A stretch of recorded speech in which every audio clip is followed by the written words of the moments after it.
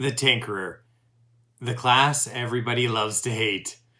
Consistently underpowered, etc., etc. Tinker doesn't get a lot of love out there, but I actually really love the Tinker. There's definitely an underdog type of situation going on here. And so I'm going to show you in this guide how to take the tools the Tinkerer has and, make the Tinkerer better. Is the Tinkerer going to be an overpowered class? No, but it's a really fun class actually, and it's one that you can, do a lot of cool things with. So before we get started, just to get one thing out of the way, the Tinker overall is not the most powerful class. I think everybody knows that, but it's actually quite good early on. So if you're playing this, you're just starting out in Gloomhaven, you've got the starting characters, you're at fairly low prosperity, you're at low level, the Quattral Tinkerer is quite powerful early on. Before we fully get into the video, go ahead, hit that like button, subscribe to my channel, turn on notifications so that when I make new content, you're notified. And also, I'd love it if you could go down in the comments section and let me know your thoughts on the guide. In this guide, I'm going to go through general tips on how to play the Tinkerer, different types of builds you can use, how to play at different player counts, which perks you can choose, and also which enhancements you should start off with. And there's a couple really good ones that I don't hear a lot of people talking about. So stick with me and we'll go through those as well. The Tinkerer has a good hand size, and that really makes it quite versatile. You can use the Tinkerer in an off-tank role, you can use a support role, you can use it in a control kind of situation. But mainly it's effective in two kind of scenarios. The first is where you're solo playing and you're playing two characters, two classes, and you're going to need a damage dealer with the Tinkerer. And the Tinkerer is going to act, kind of as a buddy and, be adjacent all the time. And having that perfect information and playing two classes by yourself means that you're going to be able to get adjacent a lot easier and coordinate your plans. And the Tinkerer can be a very powerful support in that situation. The other scenario is a 4-player game, and the Tinkerer is going to act as a support / healer / control class. And if you really go all in on that, it can be quite powerful. Just make sure you've got some damage dealers with you so that, things aren't being dragged out too long. The Tinkerer has very poor initiative. The fastest initiative for the class is 16, and it's not a very good card. So unless you're taking that card just for initiative, you're probably going to be in the 17 and greater range. And unfortunately, the Tinkerer requires you to be adjacent a lot, so it makes it tough when you don't have that good initiative. Also, the Tinkerer requires a lot of positioning. So later on in the guide, as I go through the cards, I'm going to show you how you can use positioning to your advantage and how you can really maximize the Tinkerer's abilities and, work with that middling initiative. Public service announcement. A card like Harsh Stimulants does not require someone to be adjacent to you before you use the card. So you play Harsh Stimulants, somebody like a Brute comes afterwards and is adjacent to you, they still get that +2 attack. It does not have to be done before. Probably played this rule wrong for a couple years before I actually read the FAQ clarification on it. So just keep that in mind, that even if people go after you, the +2 still applies, and there's a couple cards like that for the Tinkerer. So playing with perfect information. You're playing solo, you've got two classes. One is the Tinkerer. The other must be a damage dealer. You must have a damage dealer, and then the Tinkerer can focus on really supporting that one character, giving consumable items back, restoring discarded cards, restoring lost cards, things like that. And these are actually much more powerful than most people think. So let's talk about Noxious Vials, the top. You're going to refresh somebody's consumed item, and this is only a discard card. So you're going to be able to use it over and over again. And, take an item like Warhammer, for example. You've got somebody like the Brute with you who's hitting multiple enemies with one of their attacks. Use Warhammer, stun them all. You give him Warhammer back, he does it again next turn. This is extremely powerful and, very underrated. So, just remember to use cards like that and really go all in on the Tinkerer, just being that guy that helps everybody else out. Gas Canister is another example of a very powerful card that most people somewhat overlook. So give your friend back a discarded card every turn, 4 turns in a row. So take Spellweaver's Inferno, for example. You're going to allow the Spellweaver to use Inferno 5 turns in a row. It's insanely powerful, and don't overlook it. The other way you can play the Tinkerer is in a 4-player party, and you're really going to go all in on just supporting everyone. And this means that you're going to go late the majority of the time. You're going to go late and heal. You're going to go late and, restore discarded cards, give lost cards back, refresh consumed items, that sort of stuff. You're going to want to go late quite a bit. And when we're talking about healing, the Tinkerer is actually a great healer, one of the best in the game. They have 9 total healing cards. 6 of them are non-losses.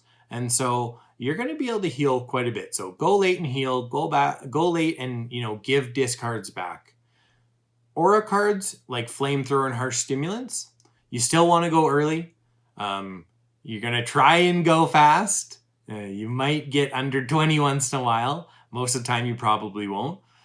And by doing all these things, you're going to allow your teammates to be really offensive because they know that if they go in and they lose, 70, 80% of their life taking hits, you're just going to roll in. You're going to be healing people. You're going to be, giving cards back so they can heal themselves if they want, or, you can allow your tank to pick up his shield card turn after turn after turn.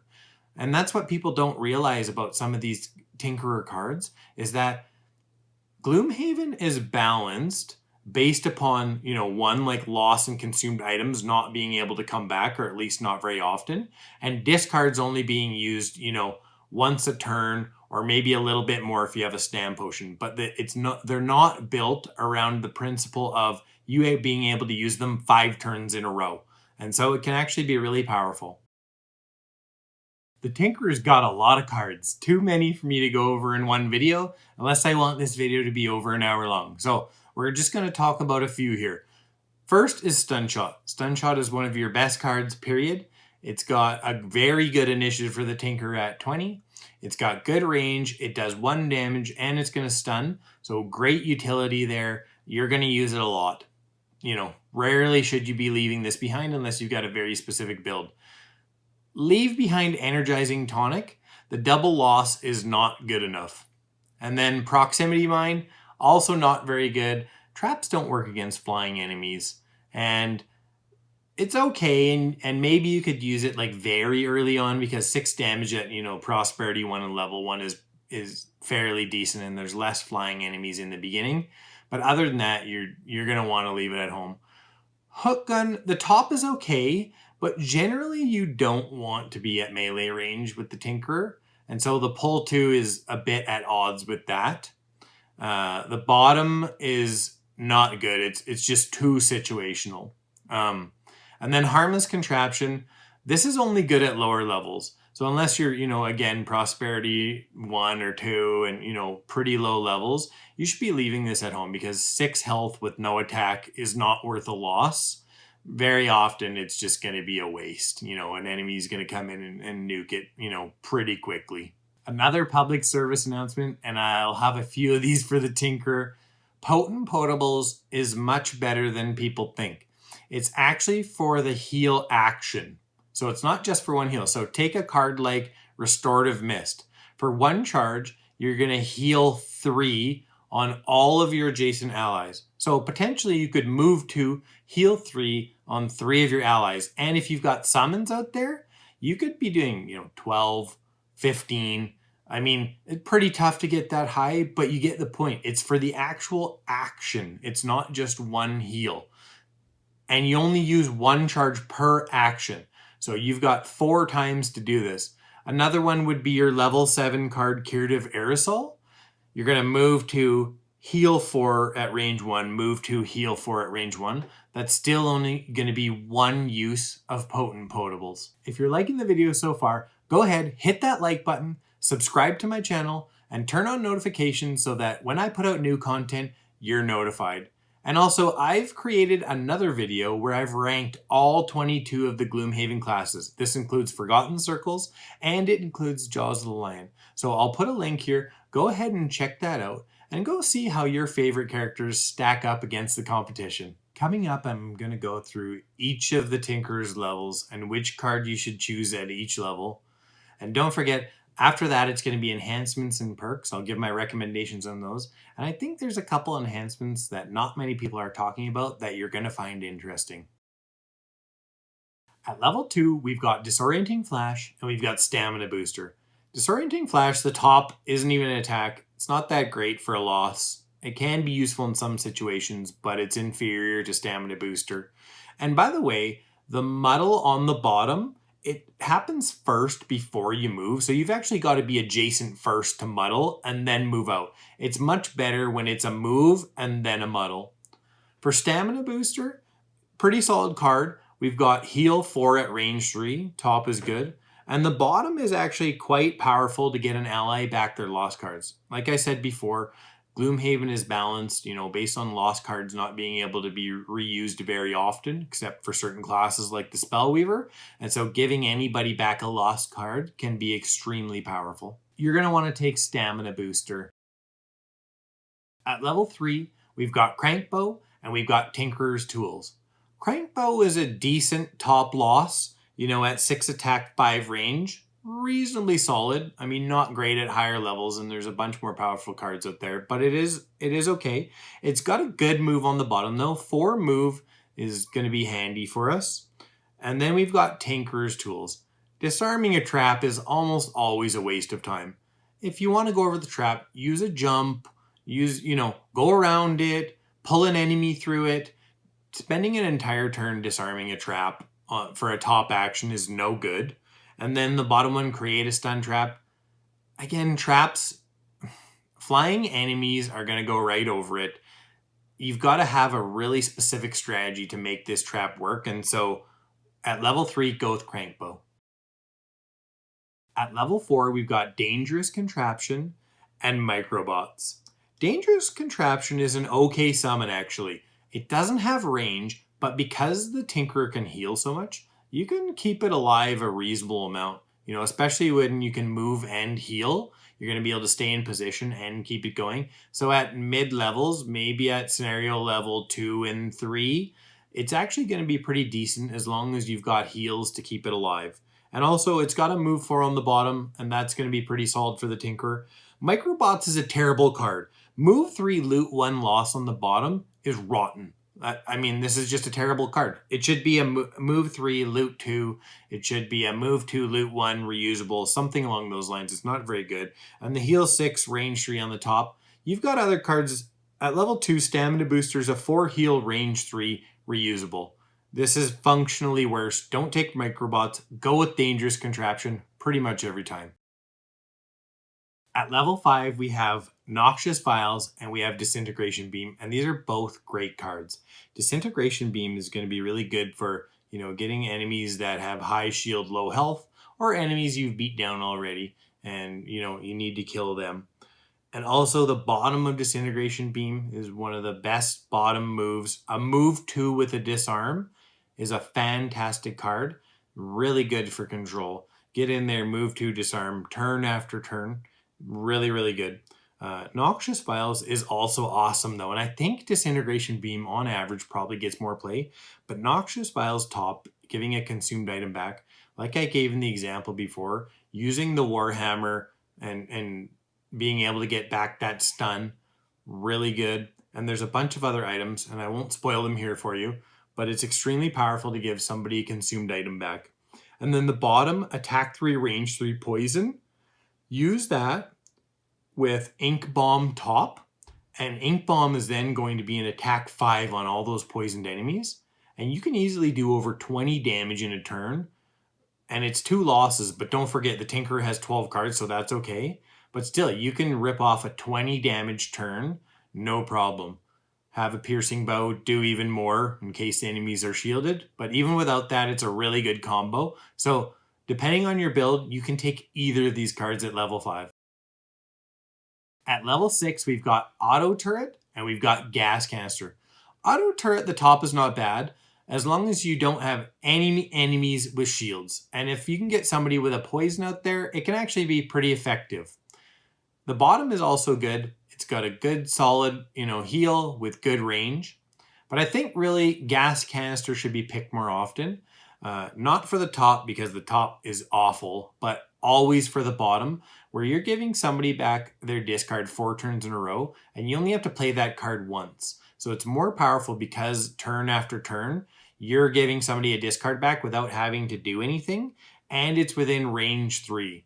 And the range 3 is what really makes it good. So, give your Spellweaver Inferno back 5 times in a row, or give your Brood a nice powerful attack back turn after turn. So most of the time at level 6, I'm going to go with Gas Canister. At level 7, we've got Murderous Contraption and Curative Aerosol. Murderous Contraption is one of those cards that I think looks a little bit sexier than it is. People go, ooh, attack 4, range 3 on the bottom. Yeah, it's pretty good. Good utility, but the Tinker is not really here to do damage. And then the Killbot at the top, by the time you're level 7, you're going to have scenario level 4, unless you're playing lower. But on average, the Killbot is too squishy at higher scenario levels. Unless you're solely focused around, using bots and healing them and that sort of thing, I think you're generally going to want to go with Curative Aerosol. That move 2 heal on the top, especially when you combine it with potent potables and you've got move 2 heal 2 at range 1 and move 2 heal 2 at range 1, that's going to be a really powerful combination, and it really makes for a ton of utility in, keeping people alive, repositioning, that sort of stuff. And the bottom heal 4 range 3 target 2 is a pretty great safety valve. That's a good heal, and with potent potables, that's a fairly ridiculous amount to heal. So I think most of the time I'm going with Curative Aerosol. At level 8, we have Jet Propulsion and Harsh Stimulants. Jet Propulsion is one of those cards where the top, you've got to build very specifically around it, so I can't recommend it in a vacuum. And the bottom is going to be one of those moves that is completely useless to you or saves the day because you move 8 and, get the objective or whatever. Harsh Stimulants, the top is okay. It's an attack 9. It's not terribly underpowered. I don't think that, in the level 8, playing field, it's, even mid-tier. It's probably a little bit below mid-tier. And then the bottom, all adjacent allies add plus to attack, but they also suffer 2 damage. This can be very powerful in the right situation, but the initiative on this card sucks. So you're going to need to use some items to deal with that. Otherwise, it's not that great. I don't really love either of them. I'm probably going with Harsh Stimulants more often than not, unless I feel there's an objective where I'm going to need the bottom of Jet Propulsion, or I've built very specifically around the bots and I can use the top summon piece. At level 9, we have Lethal Injection and we've got Chimeric Formula. Lethal Injection, kill 1 adjacent, normal or elite. You better be using this to kill an elite, unless you absolutely have to kill a normal. Is okay, it's middle of the pack for level 9. Move 4 poison, also decent, but nowhere near as overpowered as some other classes level 9 cards. Chimeric Formula, though, is broken in a hilarious way. You can do some crazy things. You can, do thousands of damage with this card. I won't get into it in detail in this video because it's pretty convoluted on how you do it. But using this card, you can do the most damage in the game. Whether you can pull it off or not is another story. But Chimeric Formula is one of those cards where it's not overpowered, but I actually love it. It's one of my favorite cards in the game. And so you can definitely have some fun with it. So I like to pick Chimeric Formula, but Lethal Injection is just as good on average. It's just, not as fun. Enhancements can really help the Tinkerer out.